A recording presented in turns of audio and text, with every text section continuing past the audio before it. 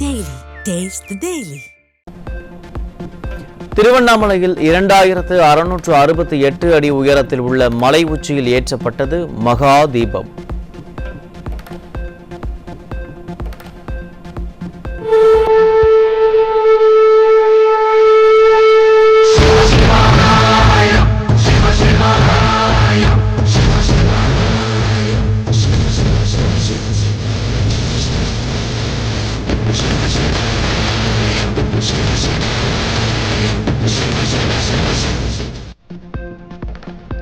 பல்லாயிரக்கணக்கான பக்தர்கள் பங்கேற்று அரோகரா முழக்கத்துடன் கோஷம்.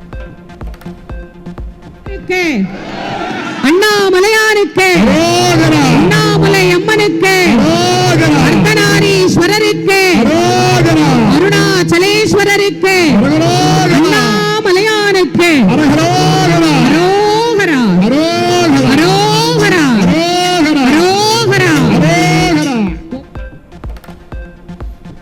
திருவண்ணாமலையில் கார்த்திகை தீபம் கோலாகலம். பக்தி பரவசத்துடன் சிவனை வழிபட்ட பக்தர்கள். காட்சி தருகிற காட்சி, அதற்கு பக்கத்திலே சண்டேஸ்வரர், அதற்கு பக்கத்திலே முருகன், அதற்கு பக்கத்திலே விநாயகர் என்று ஆதிபராசக்தி என்று 5 பேரையும் அழகாய் வைத்திருக்கிற அந்த அற்புதமான இந்த மண்டப காட்சியிலே அங்கே 5 பேர். திருவண்ணாமலையில் 2668 அடி உயரத்தில் உள்ள மலை உச்சியில் ஏற்றப்பட்ட மகா தீபம். மகா தீபம் தொடர்ந்து 11 நாட்கள் காட்சியளிக்கும். ஹரஹர சிவனின் அண்ணாமலையை கிரிவலம் வந்து பாடிடுவோம். ஒவ்வொரு நாளும் அருணாச்சலனை வேண்டிடுவோம்.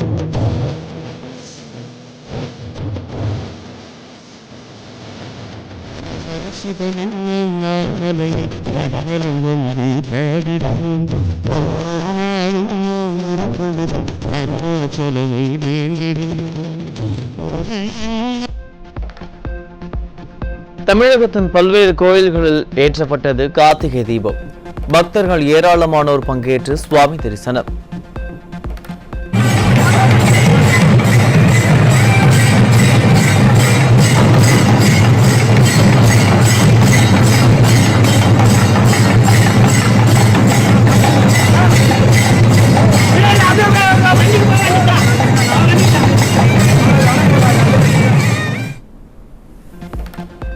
திருவண்ணாமலை மாவட்டம் வந்தவாசி அருகே ஸ்ரீ தவளகிரீஸ்வரர் மலைக்கோவிலில் ஏற்றப்பட்டது மகாதீபம்.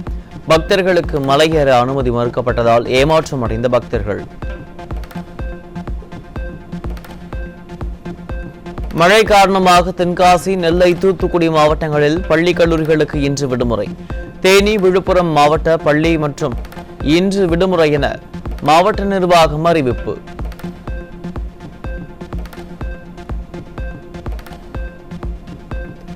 கனமழையால் பாதிக்கப்பட்ட பயிர்களை முழுமையாக கணக்கெடுத்து உரிய நிவாரணம் வழங்க வேண்டும்.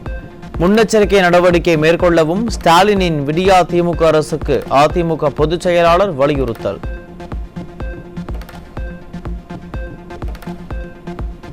சென்னை பசுமை வழிச்சாலையில் அதிமுக பொதுச் செயலாளர் முன்னிலையில் கழகத்தில் இணைந்த இளம் வாக்காளர்கள். திமுக, அமமுக மற்றும் நாம் தமிழர் கட்சியைச் சேர்ந்த 500க்கும் மேற்பட்டோரும் கழகத்தில் இணைந்தனர்.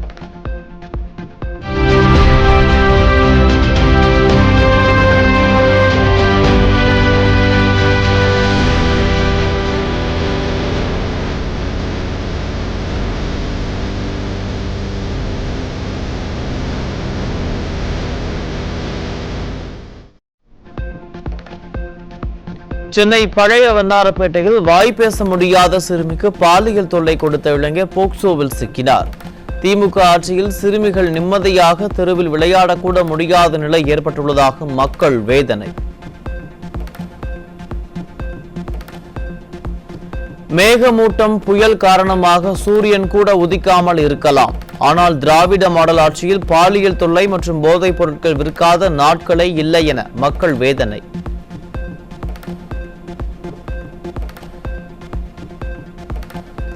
சென்னையில் தெரிந்த வாடிக்கையாளர்களுக்கு 350, புதிய வாடிக்கையாளர்களுக்கு 400 ரூபாய் என விதவிதமாய் கஞ்சா விற்பனை செய்த பெண் கஞ்சா பொட்டலங்களோடு சிக்கினார். ஸ்டாலினின் கட்டுப்பாட்டில் உள்ள காவல்துறை கும்பகர்ண தூக்கத்தில் இருப்பதால் போதைப் புழக்கம் தொடர்ந்து அதிகரித்து வருவதாக மக்கள் குற்றச்சாட்டு. திருப்பத்தூர் மாவட்டம் வாணியம்பாடி அருகே 250 கிலோ குட்கா பொருட்கள் பறிமுதல். ஸ்டாலினின் கட்டுப்பாட்டில் உள்ள காவல்துறை மீது சிறிதும் பயமில்லாததால் போதைப் பொருள் புழக்கம் அதிகரித்து வருவதாக குற்றச்சாட்டு. நாகையில் சுமார் 2.5 கிலோ போதைப் பொருள் பதுக்கி வைத்திருந்த திமுக பிரமுகர்கள் சிக்கினார். போதைப் பொருட்களை பயன்படுத்தாதீர்கள் என அறிவுரை கூறும் ஸ்டாலினின் திமுக ஆட்சியில் உடன்பிறப்புகளை போதை வஸ்துகளை பயன்படுத்தும் அவலம்.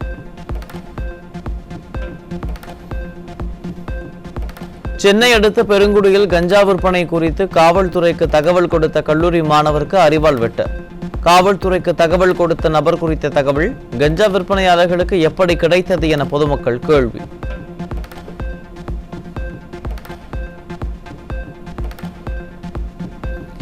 சென்னை விமான நிலையத்தில் நூதனமான முறையில் 2.2 கிலோ கஞ்சா தங்கம் கடத்தலில் ஈடுபட்ட 3 பேர் சிக்கினர்.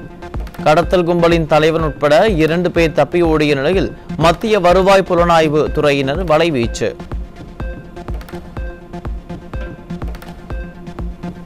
தமிழகத்தின் பல்வேறு பகுதிகளில் மழை நீரால் சேதமான சம்பா பயிர்கள்.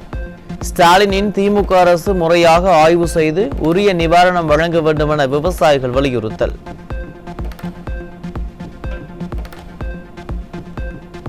வரும் 17, 18ஆம் தேதிகளில் தமிழகத்தின் வட கடலோர மாவட்டங்களில் கனமழை முதல் மிக கனமழை பெய்யக்கூடும். சென்னை வானிலை ஆய்வு மைய தென் மண்டல தலைவர் பாலச்சந்திரன் அறிவிப்பு. தெற்கு அந்தமான் கடல் பகுதியில் வளிமண்டல மேலடுக்கு சுழற்சி உருவாகக்கூடும். அதனைத் தொடர்ந்து வருகின்ற 48 மணி நேரத்தில் காற்றழுத்த தாழ்வு பகுதி உருவாகி மேற்கு வடமேற்கு திசையில் தமிழக கடற்கரை பகுதியில் நோக்கி நகரக்கூடும். இதன் காரணமாக 17, 18 தேதிகளில் வட கடலோர மாவட்டங்களில் கனமழைக்கான வாய்ப்பு உள்ளது. தெற்கு அந்தமான் கடல் பகுதியில் நாளை வளிமண்டல மேலடுக்கு சுழற்சி உருவாகக்கூடும். சென்னை வானிலை ஆய்வு மைய தென்மண்டல தலைவர் பாலச்சந்திரன் அறிவிப்பு.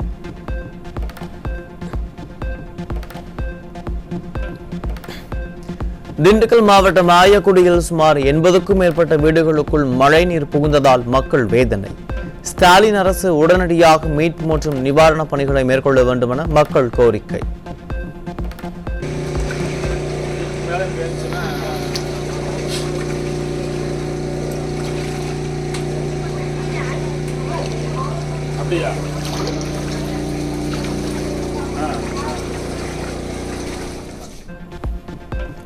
சென்னையில் பல்வேறு பிரதான சாலைகளிலும் குடியிருப்பு பகுதிகளிலும் மழைநீருடன் கழிவுநீர் கலந்து தேங்கிய அவலம். 5000 கோடி ரூபாயில் பணிகள் மேற்கொள்ளப்பட்டதாக கூறிய மழைநீர் வடிகால் எங்கே என ஸ்டாலின் அரசுக்கு மக்கள் கேள்வி. இருக்குது எல்லாம் ரொம்ப வழியுது, எதுவும் சீர்வு பண்ண மாட்டாங்க. வராங்க, பாக்குறாங்க, சொல்றோம், சும்மா கடமைக்கு அவங்க விட்டுட்டு ஆளை போனோன்னு என்ன பண்ணாங்க, மூட மட்டும் சும்மா அள்ளன்ற பேருக்கு அந்த எதிர்க்கு மட்டும் அள்ளிட்டு போட்டோ எடுத்துன்னு போயிடுறாங்க.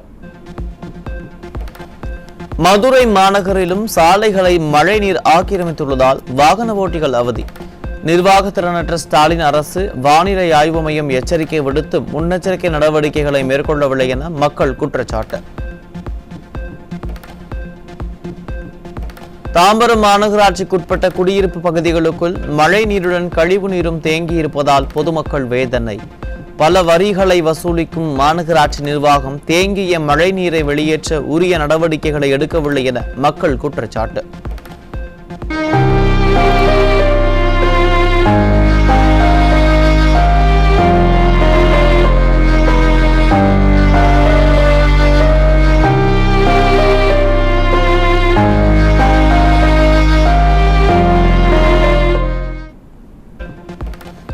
சென்னை அடுத்த மாங்காடு ஓம் சக்தி நகரில் குடியிருப்புகளை மழைநீர் சூழ்ந்ததால் வீடுகளை விட்டு வெளியேறும் பொதுமக்கள்.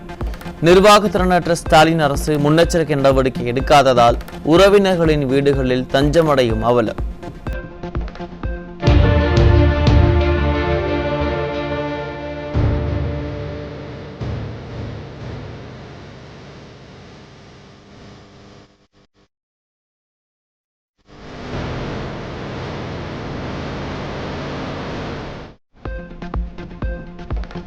மதுராந்தகம் ஏரியிலிருந்து வெளியேற்றப்படும் உபரி நீரால் நூற்றுக்கணக்கான ஏக்கர் நெற்பயிர்கள் நீரில் மூழ்கி சேதம். முறையான அறிவிப்பு எதுவும் வெளியிடப்படவில்லை என குற்றம் சாட்டும் விவசாயிகள் கால்நடைகள் வெள்ளத்தில் அடித்துச் செல்லப்பட்டிருப்பதாக வேதனை. திருவள்ளூர் மாவட்டத்தில் உள்ள பூண்டி நீர்த்தேக்கத்திலிருந்து நீர் திறப்பு 12,000 கன அடியிலிருந்து 16,500 கன அடியாக அதிகரிப்பு. நீர்வரத்து அதிகரித்துள்ள நிலையில் கொசஸ்தலை ஆற்றங்கரையோரம் வசிக்கும் மக்களுக்கு வெள்ள அபாய எச்சரிக்கை.